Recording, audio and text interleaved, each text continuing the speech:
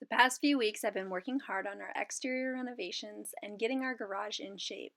Part of that was installing a brand new service door on our garage. So, this will be a quick tutorial for how to install a door yourself.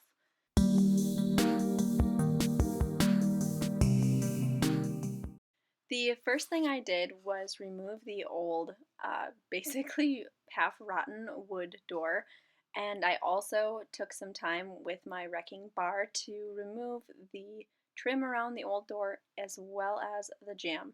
So if you're watching this and you are new to my channel, my name is Melissa. I do a lot of DIY home improvement, and you can go ahead and follow my page to see the large scale renovation we're in the middle of right now. So once all of that was cleaned up, we brought in our new door. This is just a cheap door from our local hardware store, the Commander series. And I unpackaged it, read the instructions, of course, and got to work. Obviously, just checking that it fits the hole. And then I tilted it down and applied caulking along the bottom. This is an exterior caulk, and it's basically just to hold the sill onto the cement base. I also removed the two nails that were on the side of the jamb that just held the door in place for packaging reasons. Now it was time to tip it up and move it into place. Now, when you're going to shim up the door on the inside, you want to start where the hinges are and shim against the hinges, checking frequently that the door is level and square. So once I had my shim supporting behind each of the hinges, I also shimmed the opposite side, the side of the jamb where the actual latch is, and then I put a couple shims on the top too, just making sure that all around the door was supported. Back on the outside, I measured where to screw so that my 3-inch screws would line up where I put my shims and force the jamb of the door to be tight against the basically interior framing of my garage. Now's the time to check if the door opens smoothly.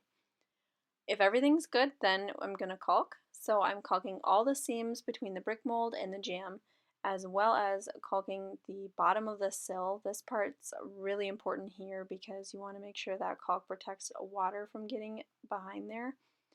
And then, of course, was time to paint. So when I painted the garage siding, I also put the white paint along the brick mold.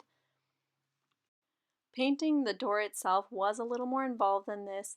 Per the instructions on the door, I got started with steel wool, and I basically just roughed up the entire surface of the door. Now you can see I'm wearing a vest and a sweater. That's because the temperature dropped 30 degrees at this point. It was like only a week later, but that's Minnesota. And it was still warm enough to paint, so that's what we're doing.